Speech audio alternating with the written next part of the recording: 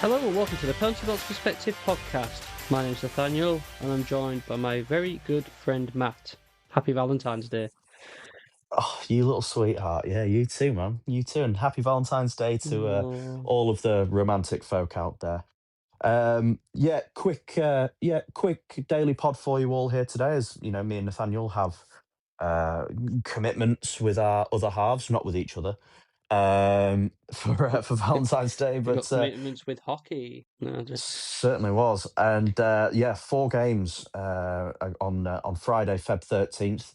Um, things getting quite interesting. Where do we want to start? Do we want to start with that Finland Sweden game? yeah, I think so. It's a game I highly tout to be probably one of the best for the tournament for me because they're two very closely matched teams in the same division, potentially fighting out for top spot. Obviously, Finland had come off a loss and Sweden come off from a win, so the big stakes for Finland, and they pull it out the bag, winning 4-1. So, yeah, well, it was a great game. Lots of penalties, lots of tough physical game yet again with these rival teams. But yeah, Finland come out on top.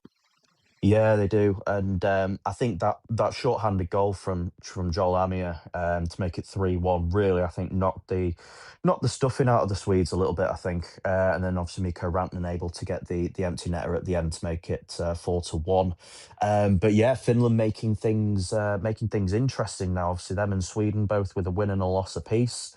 But yeah, Sweden absolutely peppered the Finnish goal. I mean, they outshot Finland 35-23, but UC Saros was able to get it done on his end, and kind of backstop Finland to a really impressive win. So great performance from them. Really interested to see how that final game's going to go, and who's going to find themselves sort of on top in the seedings. And 971 save percentage for Saros, which is great. And my man Gustafsson didn't have such a good game, but yeah, really does make things interesting to the next set of games for those teams. Obviously, the other two teams in the group was Italy and Slovakia. Slovakia came out on top with a 3-2 win. So Italy again coming in strong, like putting in a decent performance, really. Yeah, absolutely, and hopefully, I think if there's one thing that's going to come from these games, hopefully, is it just gets a few balls, a few eyeballs even onto Italian ice hockey, and hopefully that the powers that be that kind of decide all the funding and everything like that. I think Italy have clearly shown that they can remain somewhat competitive with some of the bigger nations, and hopefully that leads to a bit more kind of development in hockey over in Italy, and hopefully kind of starts to grow the game, which would be Yeah. great. But again, another kind of result that I don't think was probably too much of a surprise. But again, Italy walk out of that game, heads held high. Slovakia, getting it done and automatically kind of putting themselves comfortably in the next round with two wins from two. Yeah.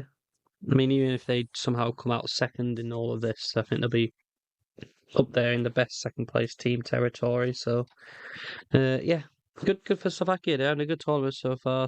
Slavkovski's is just having a great tournament for me. I think he came in as an underdog prospect, kind of like star in comparison to like Team Canada, etc. But he's excelling for me.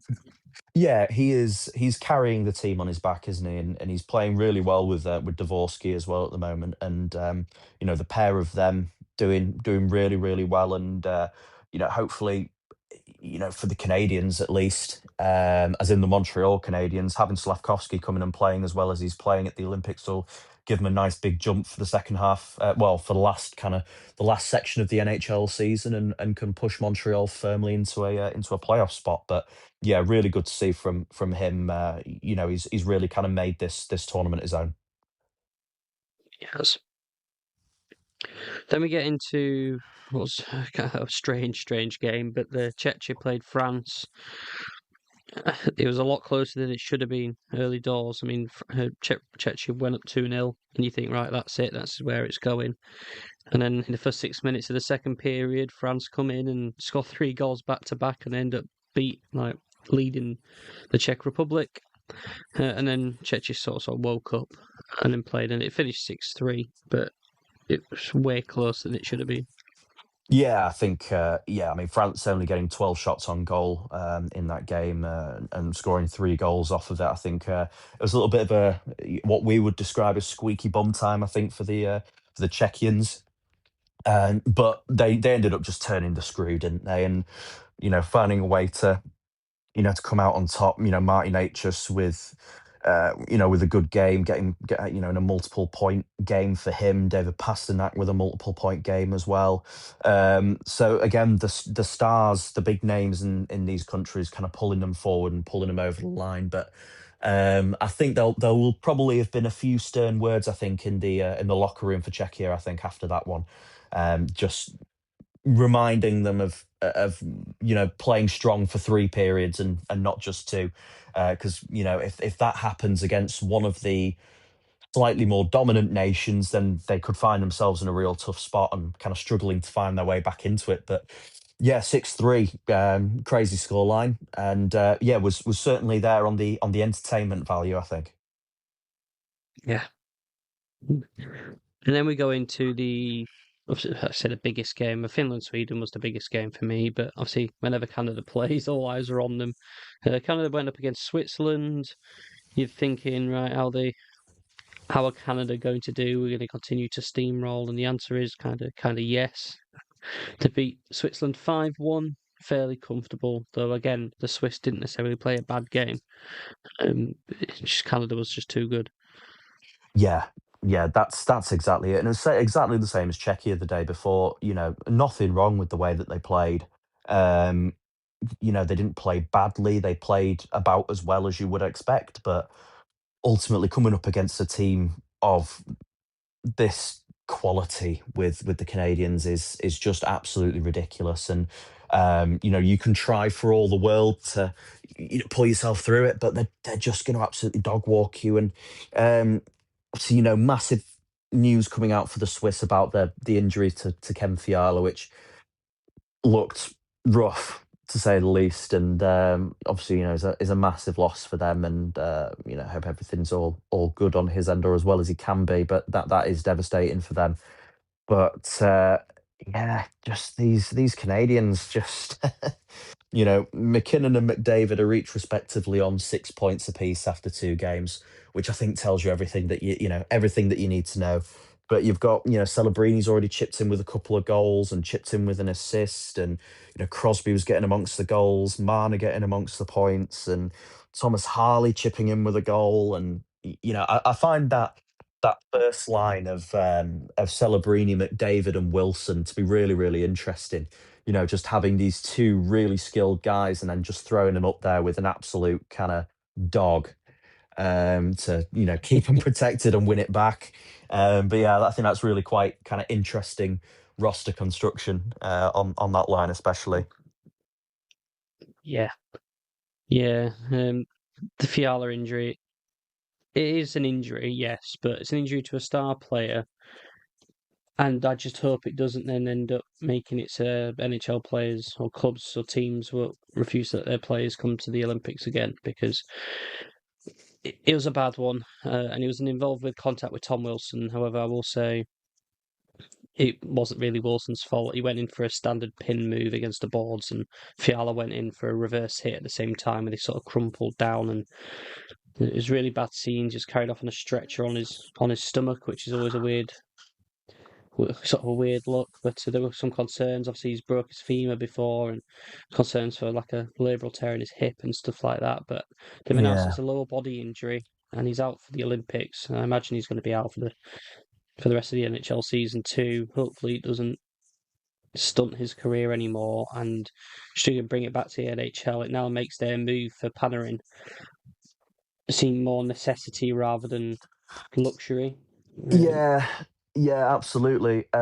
Especially for a team like the Kings, where they're on the cusp of that kind of playoff precipice at the moment, and they're going to want everyone kind of raring to go, and to lose Fiala, who's obviously a big part of that team, and someone as well who relies on a lot of speed. He's a very big speed player.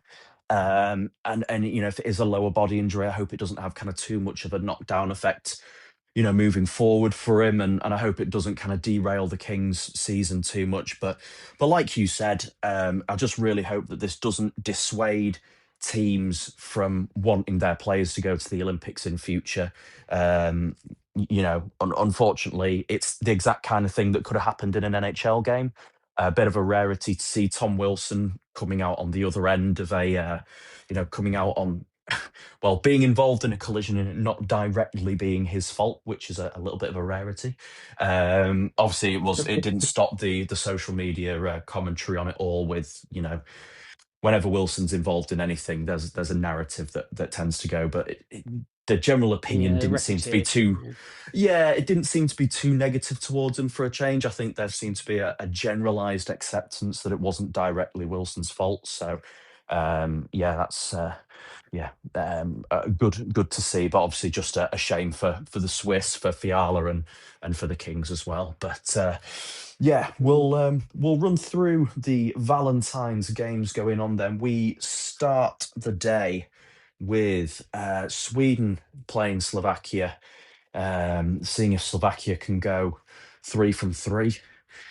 You've then got Germany, Latvia in a proper Central European kind of showdown before Finland play Italy at 3:30 UK time, and then you've got the USA playing Denmark in the evening at 8 p.m. So USA be looking to follow up after that strong 5-1 win in their first game.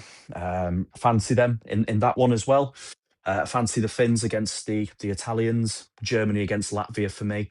And that Sweden Slovakia game, I'm really struggling to call.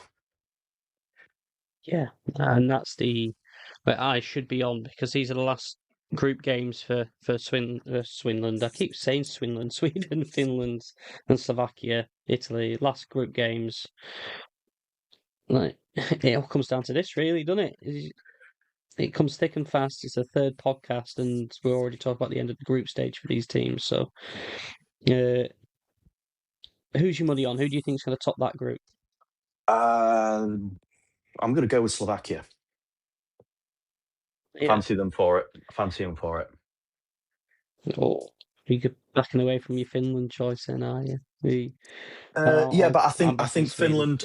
Finland will come out on top in the group over Sweden. Though I think they'll beat the Italians and come out on top for me. But we'll see. I think it Yeah, might come down to the goal the goal differential that we spoke about yesterday. But yeah, so yeah, plenty as always for us to stick our teeth into. But yeah, we'll be back tomorrow with another quick 10-15 minute soundbite for you all. With your Olympic coverage. Be anything further from yourself, Nathaniel, or shall I sound us off? sound us away. No worries. Well, as always, guys, you can find us on both X and Instagram at the PBP Podcast. You can also get in touch with us on Gmail at penaltyboxperspective@gmail.com if you've got any thoughts or feelings, any questions about the Olympics or anything at all, really. If you want to give us a 5-star review on either Apple Podcasts or Spotify as well, that's also sincerely appreciated. And you can also catch the podcast in audio format on YouTube as well. But yeah, we'll be back tomorrow for another quick 10-minute show. And thanks for sticking with us as always. And thanks for being with us.